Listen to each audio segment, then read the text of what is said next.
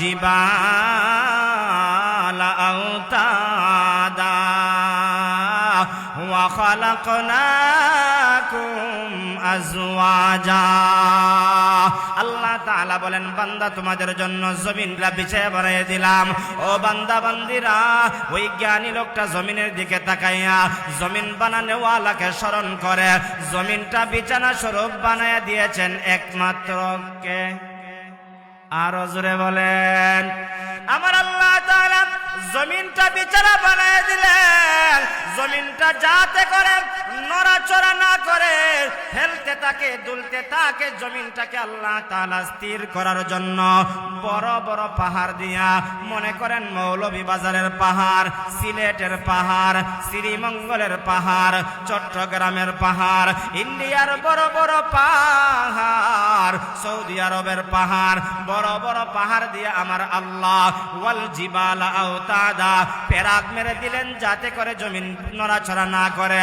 কারণ জমিন যদি নড়াচড়া করে, একজন কৃষকওয়ালার কৃষিকাজ করতে কষ্ট হবে, একজন চাকরিওয়ালার চাকরি করতে কষ্ট হবে, একজন ব্যবসায়ী তার ব্যবসা করতে কষ্ট হবে। এই জমিনটাকে স্থির একমাত্র রেখে দিয়েছেন কে? الذين يذكرون الله قياما وقعودا وعلى جنوبهم ويتفكرون في خلق السماوات والأرض ربنا ما خلقت هذا باطلا سبحانك فقنا عذاب النار। আল্লাহ রাব্বুল আলামিন জ্ঞানীদের পরিচয় দেন, বুদ্ধিমানের পরিচয় দেন। জ্ঞানী হলো তারা যারা দাঁড়ায়া দাঁড়ায়া আল্লাহকে স্মরণ করে, আল্লাহ পাকের জিকির করে। যারা বসে বসে আল্লাহকে স্মরণ করে, আল্লাহ পাকের জিকির করে। যারা শায়িত অবস্থায় আল্লাহকে স্মরণ করে, আল্লাহ পাকের জিকির করে।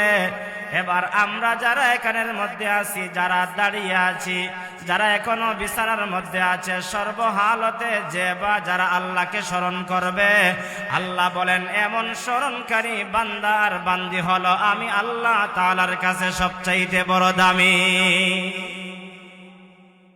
ওই জ্ঞানী বান্দারা দাঁড়ায়া বসে শায়িত অবস্থায় আল্লাহ তাআলাকে স্মরণ করে, আল্লাহ তাআলার বানানো আসমানের দিকে তাকায়।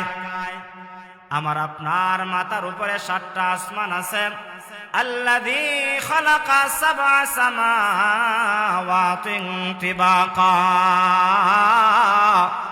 স্তরে স্তরে আমার আপনার মাথার উপরে 7টা আসমান স্থাপন করে রেখে দিয়েছেন একমাত্র কে?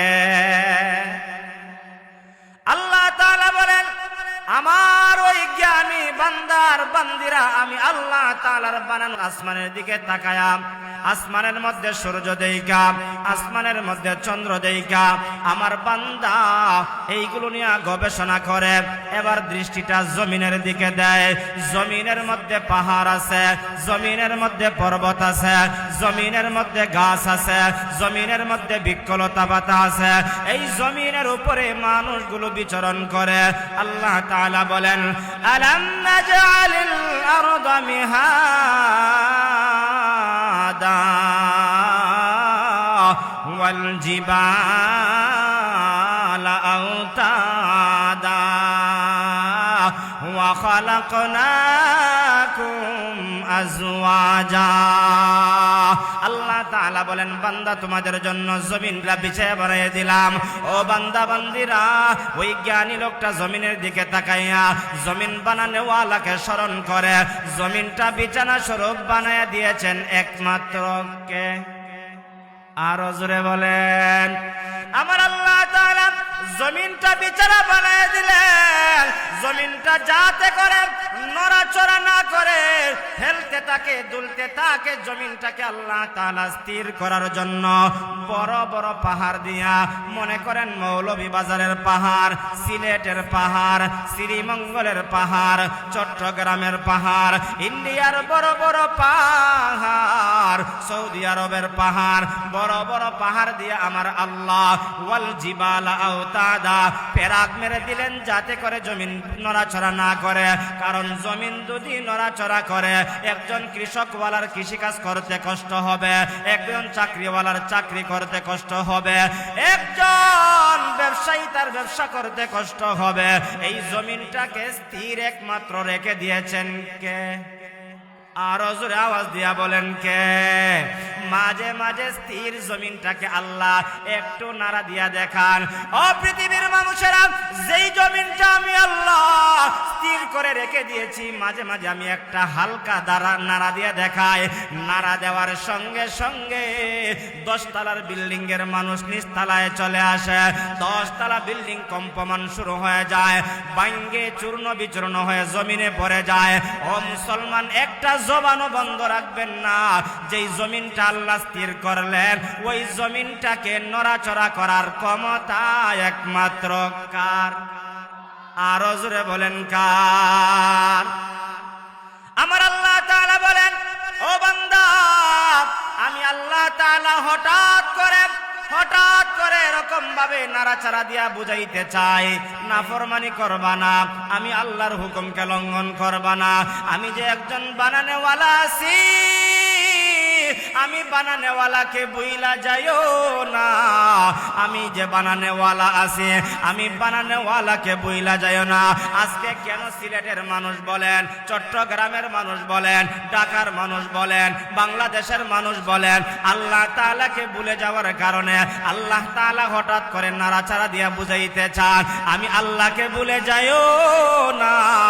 আমি আল্লাহ তাআলা এখনো চাইলে তোমাদেরকে ধ্বংস করতে পারি। ধ্বংস করার ক্ষমতা একমাত্র আছে কার? আমার আল্লাহ তাআলা বলেন, কিন্তু আমি আল্লাহ এই দুনিয়াটাকে ধ্বংস করি না, তোমাদেরকে কেবলমাত্র একটা নাড়া দিয়া বুঝাইলাম। নাড়া দেওয়ার শক্তি আমি আল্লাহ তাআলার আছে, কিন্তু নাড়া দেই না কেন জানো? আমার কিছু মুমিন বান্দা আছে, আমার কিছু আল্লাহওয়ালারা আছে, যারা সকালে আমি আল্লাহকে স্মরণ করে, সন্ধ্যায় আমি আল্লাহকে স্মরণ করে, এরকম ভাবে আসর আর মাগরিবের মধ্যবর্তী সময় দোয়া কবুলের সময় আমার বান্দা বান্দিরা আমি আল্লাহর কাছে ফরিয়াদ করে, আমি আল্লাহর কাছে তওবা করে। এমন কিছু আল্লাহওয়ালা বান্দা বান্দি পৃথিবীর জমিনে আছে না নাই? ওই আল্লাহওয়ালার জন্য আল্লাহ তাআলা পুরা পৃথিবীটা এখনো ধ্বংস করেন না, কেবলমাত্র নাড়াচাড়া দিয়ে আল্লাহ তাআলা দেখান। অতএব ওই আল্লাহ তাআলার পরিচয় আমাদের জানা দরকার আছে না নাই? আমাদের গ্রামের ভাষায় একটা কথা বলে, যে যাকে চিনে সে তাকে মানে। একজন মানুষ যদি জ্ঞানী মানুষকে চিনতে পারে, অথবা মনে করেন একজন মুসল্লি যদি ইমাম সাহেবকে চিনতে পারে, তিনি হলেন এলাকার নেতা। এলাকার নেতাকে যদি মুসল্লি চিনতে পারে, তাহলে অবশ্যই এলাকার নেতা ইমাম সাহেবকে সম্মান করবে। আর যদি তার গুরুত্ব বুঝতে না পারে, চিনতে না পারে, যারে কাছে যাইলেও তাকে সালাম দেয় না, সম্মান করে না। এই কথার দ্বারা প্রমাণ হয় যে যাকে চিনে সে তাকে মানে। অতএব যারা আল্লাহকে চিনছে তারা জোহরে আল্লাহকে স্মরণ করে, যারা আল্লাহকে চিনছে আসরে আল্লাহকে স্মরণ করে, যারা আল্লাহকে চিনছে গো তারা মাগরিবে আল্লাহকে স্মরণ করে, এশার নামাজের সময় স্মরণ করে, ফজরের সময় কনকনে শীতের মধ্যে দাঁড়ায়া আল্লাহ তাআলাকে স্মরণ করে। যে যাকে চিনে সে তার রবের কথা মানে। এমন মানুষ আমাদের সমাজে আছে না নাই? কিন্তু আজকে আমরা রবকে চিনতে পারি নাই, এজন্য রবের গোলামি করতে পারি নাই। এজন্য আল্লাহ রাব্বুল আলামিন বলেন, ও পৃথিবীর মানুষেরা, আমি আল্লাহকে তোমরা চিনো গো। আমি আল্লাহকে চিনতে পারলে আমি আল্লাহর গোলামি করা সহজ হয়ে যাবে। আজকে দেখেন না, বাংলার জমিনের মধ্যে বাউল নামক কুলাঙ্গাররা আমার আল্লাহকে নিয়ে ব্যঙ্গচিত্র করে, আমার আল্লাহকে গালি দেয়। কারণ ওই কুলাঙ্গার বাউল আমার আল্লাহকে চিনতে পারে নাই, আমার আল্লাহ তাআলার পরিচয় জানতে পারে নাই। আল্লাহ তাআলা বলেন, আমার দেওয়া আসমান, আমার দেওয়া জমিন, এই জমিনের মধ্যে বিচরণ করলে রে বাউল, কিন্তু আমি আল্লাহকে চিনতে পারলে না। আমার দেওয়া আলো ব্যবহার করলে আমি আল্লাহকে চিনতে পারলে না। চিনানোর জন্য আল্লাহ যুগে যুগে নবী রাসূল পাঠাইছেন। নবী রাসূলের দাওয়াত প্রত্যেকটা মানুষের কাছে পৌঁছে কি পৌঁছে না? পৌঁছার পরে একদল গ্রহণ করে, আরেক দল গ্রহণ করে না। যারা গ্রহণ করে তারা দামি হয়ে যায়, আর যারা গ্রহণ করে না তারা দুনিয়াতেও লাঞ্ছিত হয়, অপমানিত হয়। এই তো দেখেন না বাংলার জমিনের মধ্যে ওই সমস্ত বেদিনরা, কুলাঙ্গাররা, বাউল শিল্পীরা আমার আল্লাহকে নিয়ে ব্যঙ্গচিত্র করছে, আমার আল্লাহকে গালি দিছে। বাংলার জমিনের মুসলমান আল্লাহ প্রেমিকরা তাদেরকে ছেড়ে দেয় নাই। এমন অবস্থা হয়েছে তাদেরকে দৌড়াইতে দৌড়াইতে পানির মধ্যে চুবাইছে। জুড়ে বলুন ঠিক কিনা? অতএব আমরাও জানাই দিতে চাই, আমাদের দ্বারে কাছে আমাদের সমাজে যদি এমন কোন কুলাঙ্গার আমার আল্লাহকে নিয়ে ব্যঙ্গচিত্র করে, আমার ভাই যদি হয়, তারপরেও আমরা তাকে ছেড়ে দিব না। জুড়ে বলুন ঠিক কিনা? আমাদের সমাজ যদি সুচ্চার হয়, আমাদের দেশ যদি সুচ্চার হয়, তাহলে আর কোন কুলাঙ্গার আমার আল্লাহকে নিয়ে ব্যঙ্গচিত্র করার, আমার আল্লাহকে গালি দেওয়ার কোন সাহস পাবে না। আমরা যদি মুখের আওয়াজ বন্ধ করে ফেলি, আমাদের সমাজে এরকম কিছু কুলাঙ্গারের আবির্ভাব হবে যারা আমার আল্লাহকে গালি দেওয়ার সাহস পাবে।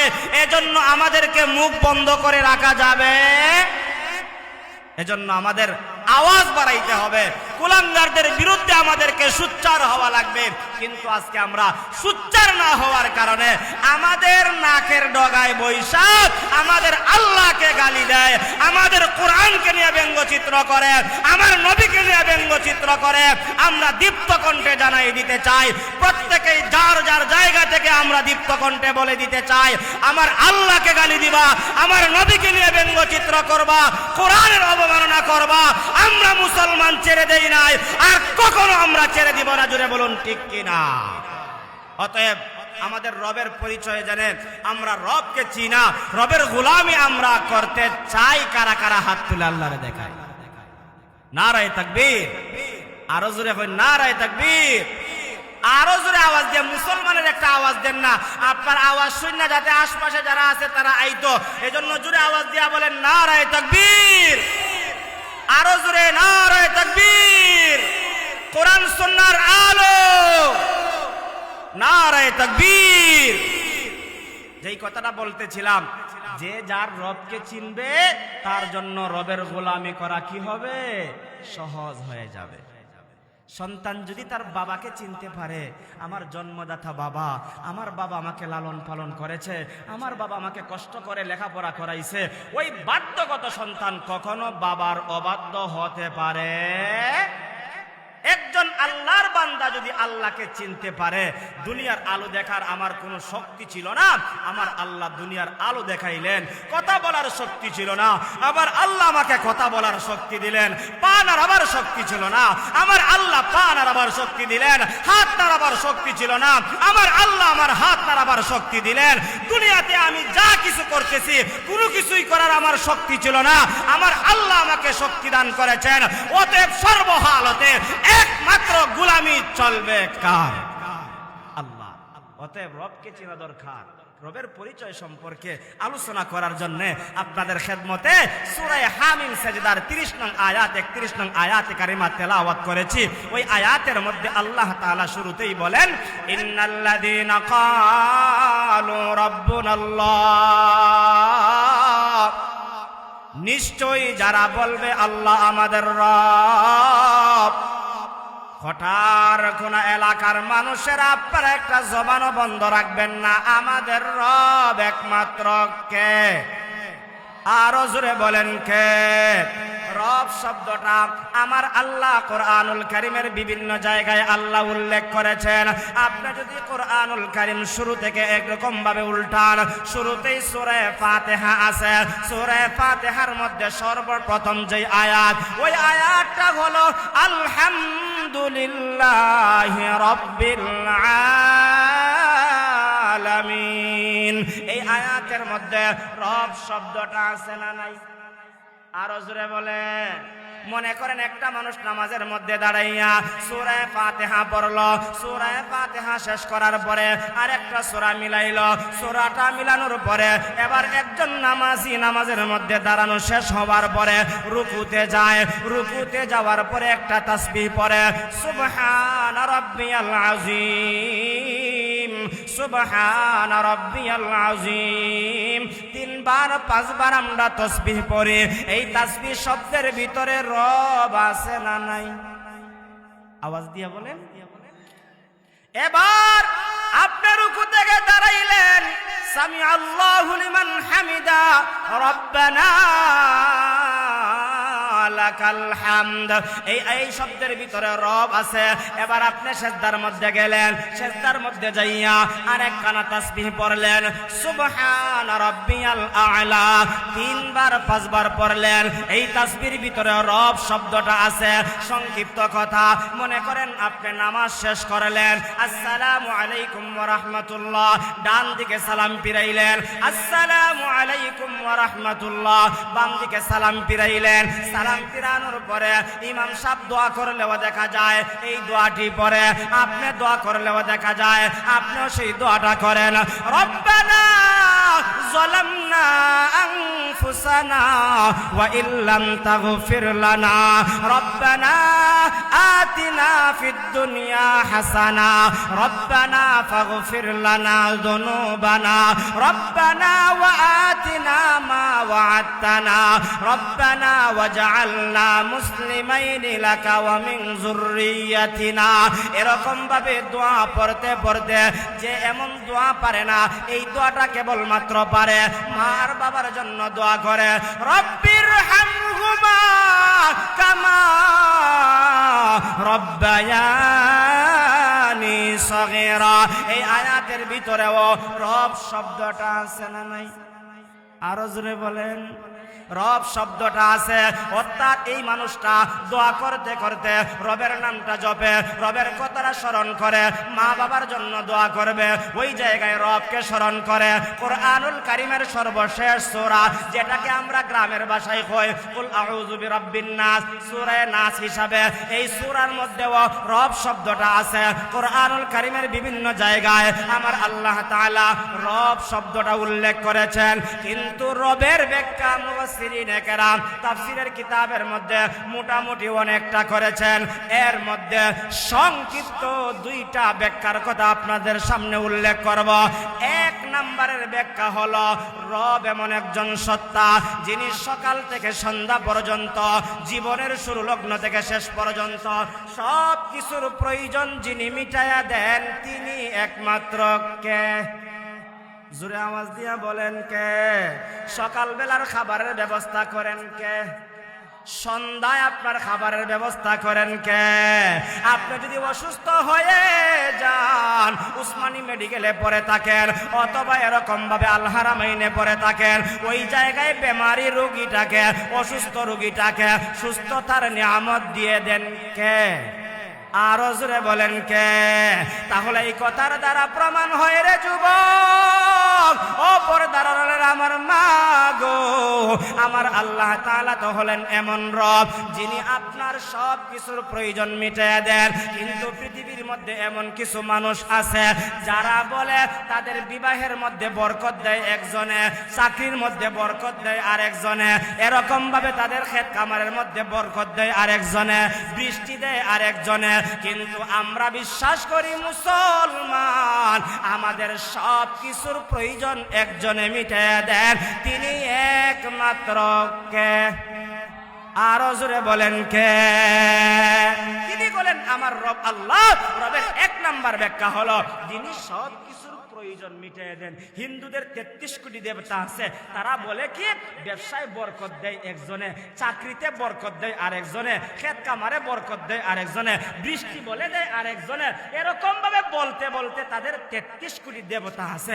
কিন্তু আমাদের সকালে যিনি প্রয়োজন মিটিয়ে দেন তিনিও কুল হুয়াল্লাহু আহাদ, যিনি সন্ধ্যায় প্রয়োজন মিটিয়ে দেন তিনিও কুল হুয়াল্লাহু আহাদ, যিনি আমার প্রয়োজন মিটিয়ে দেন, যিনি আমার খাবারের প্রয়োজন মিটিয়ে দেন, যিনি আমাকে সুস্থতা দান করেন, তিনি আমার সব কিছুর প্রয়োজন মিটিয়ে দেন, বিপদ থেকে যিনি মুক্তি দেন, আমাকে আপনাকে কথা বলার শক্তি যিনি দেন, তিনি আমার রব, আপনার রব, কুল কায়নাতের রব, আসমানের রব, জমিনের রব। জোরে আওয়াজ দিয়া বলুন আল্লাহু আকবার।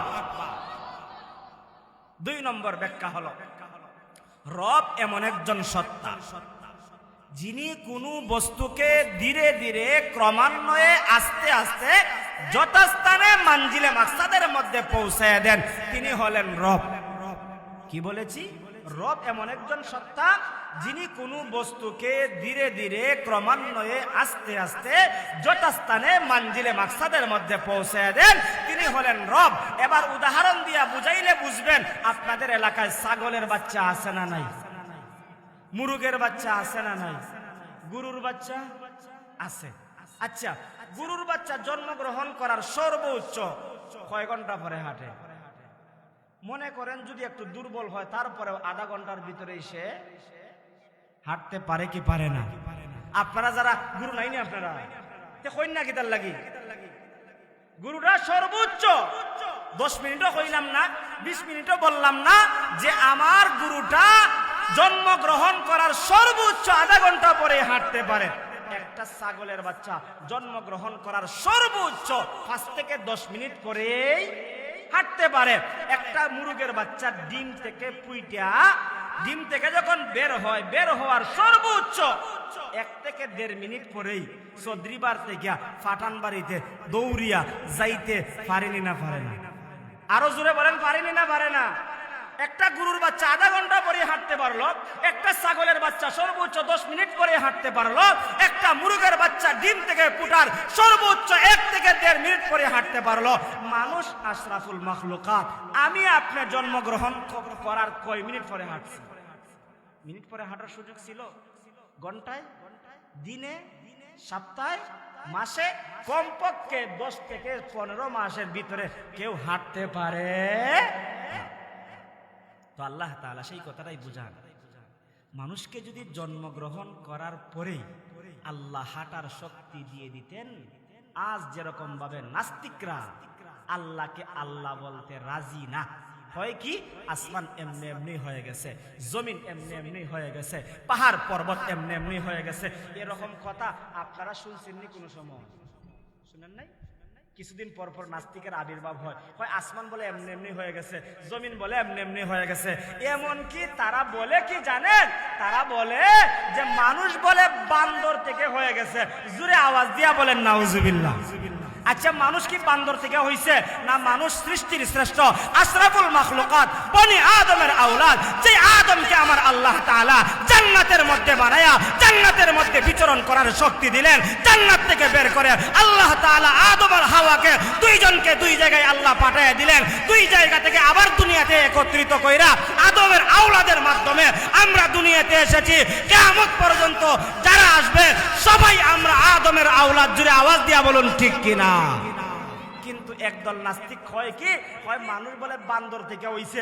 আমি সহজ ভাষায় বলি, যারা বলে মানুষ বান্দর থেকে হইছে, আমি কইমু তোমাদের গ্রামে থাকার দরকার নাই, শহরে থাকার দরকার নাই, তোমাদের জঙ্গলই সব চাইতে বালা। তোমরা জঙ্গলে থাকো, আর জঙ্গলে থেকে তোমাদের মঙ্গলকে তোমরা এরকম ভাবে স্মরণ করো। তোমরা বানরের বাচ্চা হয়ে থাকো, আমরা বানরের বাচ্চা হয়ে থাকতে চাই না, আমরা আল্লাহর বানানো সৃষ্টির শ্রেষ্ঠ মাখলুক হতে চাই। জুড়ে বলুন ঠিক কিনা? এই কথাটা এই জামানায় ছিল তা না, নবীর জামানার পরেও, নবীর জামানায় ছিল, নবীর জামানার পরেও প্রত্যেকটা যুগে যুগে যুগে যুগে এরকম ভাবে নাস্তিকের আবির্ভাব হয়। আর নাস্তিকরা এরকম ভাবে কোরআনের মোকাবেলা করতে চায়, কিন্তু কোরআনের কাছে যখন চলে আসে, কোরআন এমন একটা গ্রন্থ যেই কোরআন এক একটা বেদিন বেঈমানকে, এক একটা নাস্তিককে কোরআনের কাছে আত্মসমর্পণ করায়া আল্লাহ তাআলা হাজারো নাস্তিককে আমার আল্লাহ তাআলা আস্তিক বানায়া কোরআনের সৈনিক বানায়া দেন। জুড়ে বলুন ঠিক কিনা?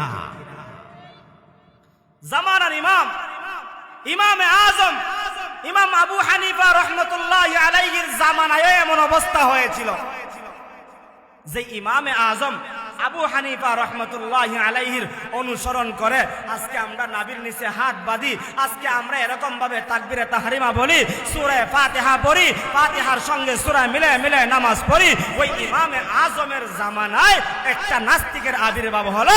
নাস্তিক ডাক দিয়া হয় আসমান এমনি এমনি হইছে, জমিনও এমনি এমনি হইছে, পাহাড় পর্বত এমনি এমনি হইছে। ইমামে আজম বলেন না, এগুলো এমনি এমনি হয় নাই, এগুলোর বানানেওয়ালা একমাত্র কে? আরো আসতে হবে, আরো জোরে হয়, আরো জোরে। ওই চাচাই মুখ খুলেন না, আরো আওয়াজ দিয়া বলেন কে? আরো জোরে বলেন কে? আল্লাহ। ইমামে আজম ইমাম আবু হানিফা রাহমাতুল্লাহি আলাইহি নাস্তিককে বুঝান, ও নাস্তিক শোনো, আসমান কিন্তু এমনি এমনি হয় নাই, আসমান বানানেওয়ালা একজন আছেন। জমিন কিন্তু এমনি এমনি হয় নাই, জমিন বানানেওয়ালা একজন আছেন। পাহাড় কিন্তু এমনি এমনি হয় নাই, পাহাড় বানানেওয়ালাও একজন আছেন।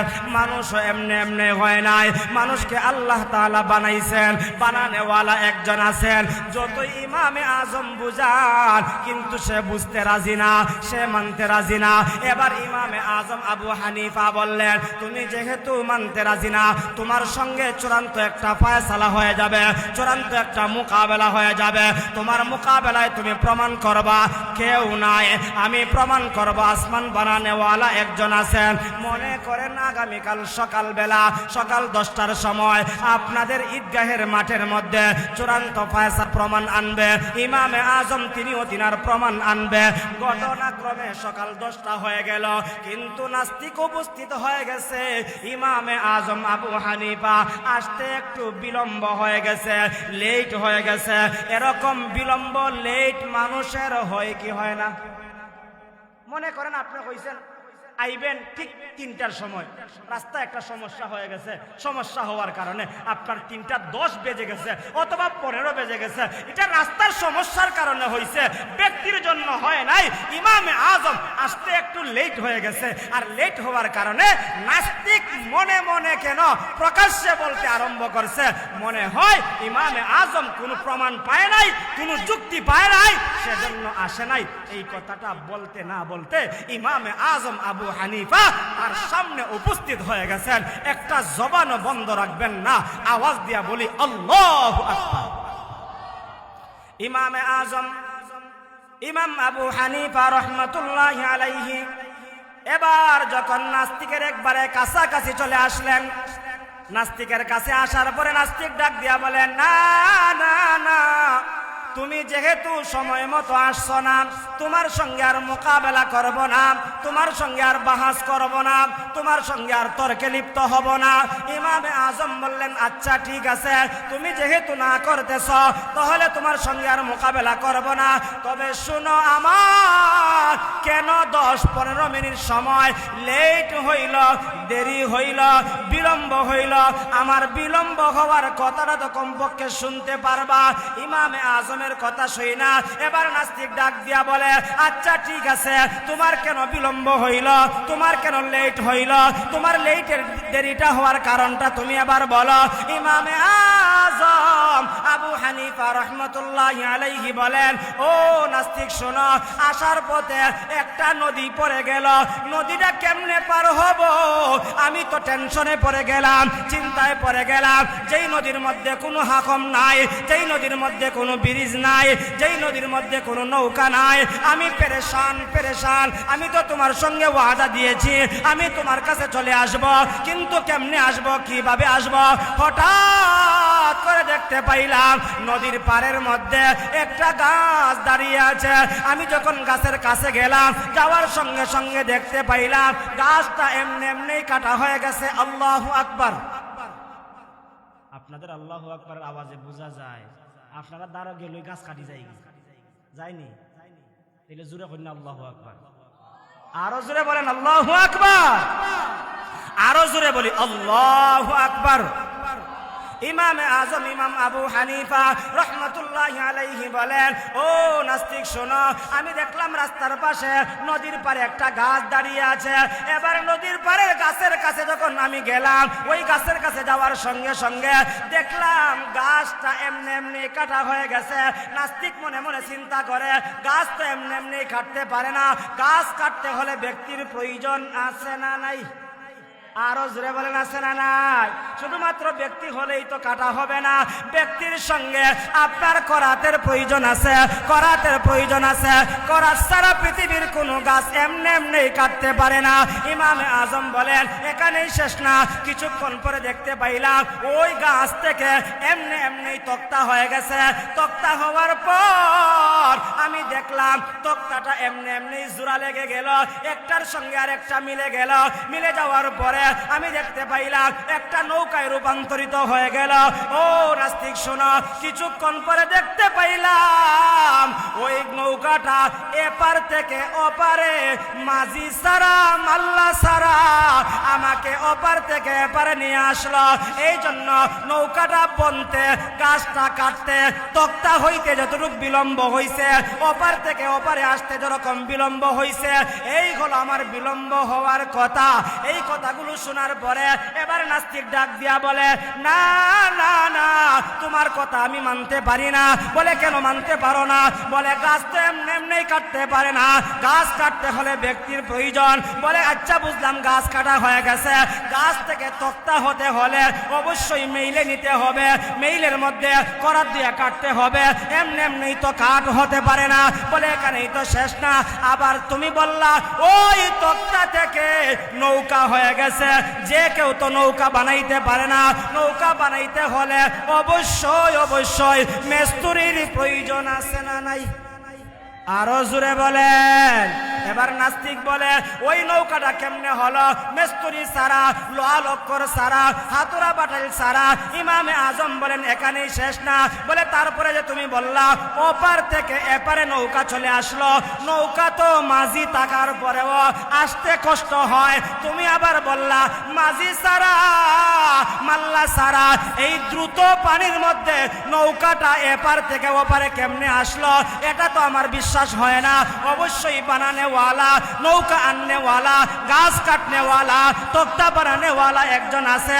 ইমামে আজম ইমাম আবু হানিফা বলেন, তোমার কথা থেকেই তোমার প্রমাণ হয়ে যায়, একটা সাধারণ গাছ যদি এমনি এমনি কাটতে না পারে, সাধারণ একটা গাছ থেকে তক্তা যদি এমনি এমনি না হতে পারে, একটা তক্তা থেকে নৌকা যদি এমনি এমনি না হতে পারে, নৌকাটা যদি এপার থেকে ওপারে এমনি এমনি না আসতে পারে, ব্যক্তির প্রয়োজন হয়। ওরে নাস্তিক, শুনিয়া রাখো, আসমান এমনি এমনি হয় নাই, আসমান বানানেওয়ালা একজন আছেন, তিনি আওয়াজ দিয়া বলেন কে?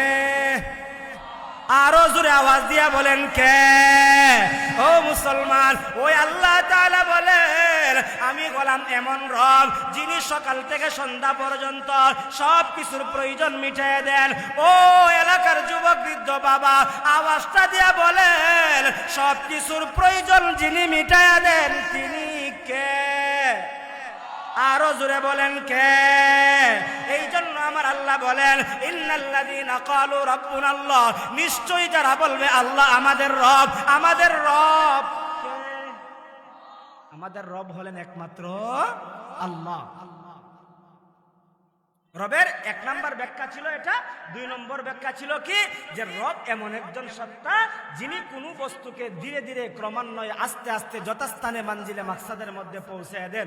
উদাহরণ দিতে গিয়া গরুর দিয়া উদাহরণ দিলাম, গরুর বাচ্চা, ছাগলের বাচ্চা, মুরগের বাচ্চা, আর সাথে সাথে সৃষ্টির শ্রেষ্ঠ জাতি মানুষকে দিয়া, মানুষ জন্মগ্রহণ করার পরেই যদি হাঁটতে পারত, এরকম ভাবে হাজারো নাস্তিকের আবির্ভাব আরো কম হতো না বেশি হতো?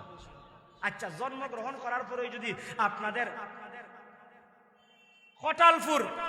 খটালপুর গ্রামে যদি কেউ জন্মগ্রহণ কইরা ওই চেয়ারম্যানের দ্বারায়, মনে করেন আজকে খালি জন্মগ্রহণ করছে, কালকেই কয় আমি চেয়ারম্যান, অথবা আজকে জন্মগ্রহণ করছে, কালকেই কয় আমি মেম্বার, আজকে জন্মগ্রহণ করছে, কালকেই এরকম খটালপুর বাজারে গিয়া কইতেছে যে আমি এখন থেকে এমপি।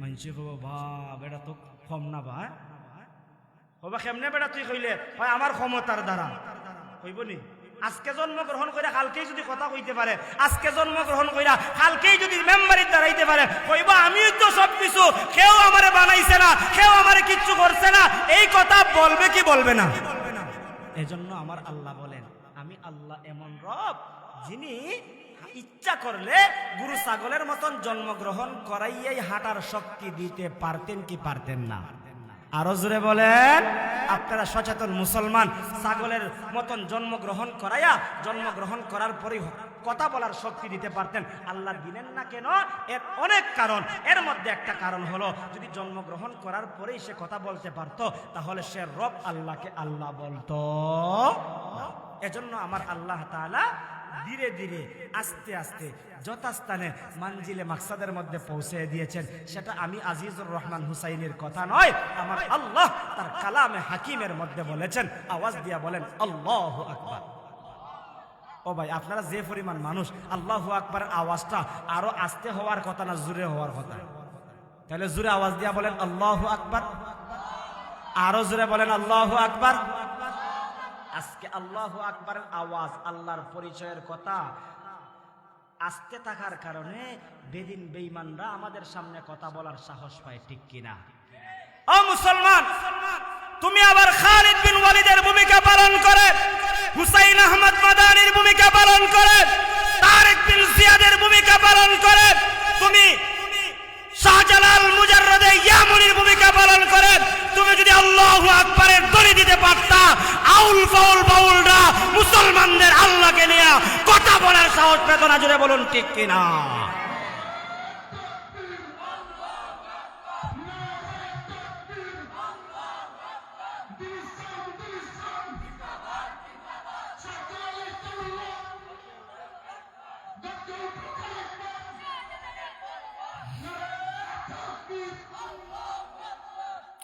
আজকে মুসলমানদের মুখের আওয়াজ বুকের হিম্মত ইমানি তাকাত ইমানি চেতনা ইমানি উদ্দীপনা অটল অবিচল আজ মুসলমান হারিয়ে ফেলার কারণে আজ মুসলমান জায়গায় জায়গায় লাঞ্ছিত অপমানিত পদদলিত জুড়ে বলুন ঠিক কিনা ও মুসলমান তুমি আবার আল্লাহু আকবারের দড়ি দাও এক আমেরিকা কেন এক ভারত কেন লক্ষ ভারত লক্ষ মোদি লক্ষ আমেরিকা মুসলমানদের সামনে সেজদায় পড়তে বাধ্য হবে জুড়ে বলুন ঠিক কিনা অতএব আমাদেরকে মুসলমানের আওয়াজ দিতে হবে আল্লাহর আওয়াজ কোরআনের আওয়াজ দ্বীন ইসলামের আওয়াজ আমাদেরকে বুলন্দিত করতে হবে একটা জবানও বন্ধ রাখবেন না জোরে আওয়াজ দিয়ে বলি আল্লাহু আকবার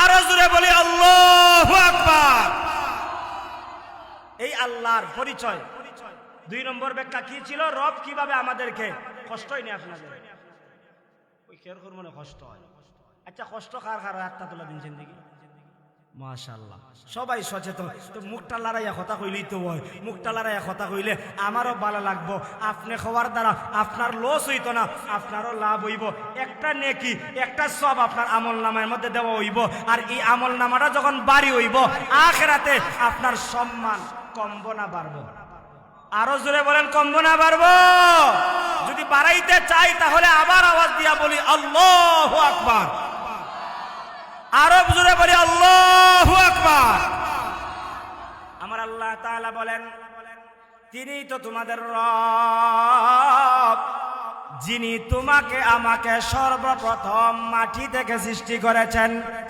আয়াত বলার সময় নাই মাটির পরে শুক্রবিন্দুতে রূপান্তরিত করাইলেন ওই শুক্রবিন্দু থেকে আমার আল্লাহ আমাকে আপনাকে জমাট রক্ত গোস্তের আকারে ধারণ করাইলেন গোস্তের আকারে ধারণ করাইয়া আমার আল্লাহ আপনার মায়ের পেটের ভিতরে আমার মায়ের পেটের ভিতরে হাতের জায়গায় হাত দিলেন পায়ের জায়গায় পা দিলেন চৌকের জায়গায় চোখ দিলেন পুরাটা বডি আমার আল্লাহ ফেরেশতার মাধ্যমে অঙ্গ প্রত্যঙ্গটা আমার আপনার মায়ের পেটের ভিতরে ফিটিং করেছেন যিনি তিনি কে আমার আল্লাহ তাআলা যদি আমার মায়ের পেটের ভিতরে অথবা আপনার মায়ের পেটের ভিতরে হাতের জায়গায় হাতটা না দিয়া একটা হাত দিয়া দুনিয়াতে পাঠাইতেন, দুনিয়ার কোনো শক্তি, দুনিয়ার কোনো ক্ষমতা, দুনিয়ার কোনো টাকাওয়ালা পয়সাওয়ালা, দুনিয়ার কোনো ক্ষমতাওয়ালা আল্লাহর বানানো হাতের মতন একটা হাত দিতে পারবে? আরো জোরে বলেন পারবে? এই জন্য আমার আল্লাহ বলেন হুয়াল্লাযী খালাকাকুম মিন তুরাবিন সুম্মা মিন নুতফা সুম্মা মিন আলাকা সুম্মা ইউখরিজুকুম তিফলা। আমি আল্লাহ তাআলা তোমাদেরকে তোমাদের মায়ের পেট থেকে বের করেছি। ও বান্দা, তোমাকে যখন তোমার মায়ের পেট থেকে বের করলাম তখন সময় তুই কথা বলতে পারতি না, তখন সময় তুই কথা শ্রবণ করতে পারতে না, ভালো মন্দ বোঝার মতন কোনো শক্তি ছিল না।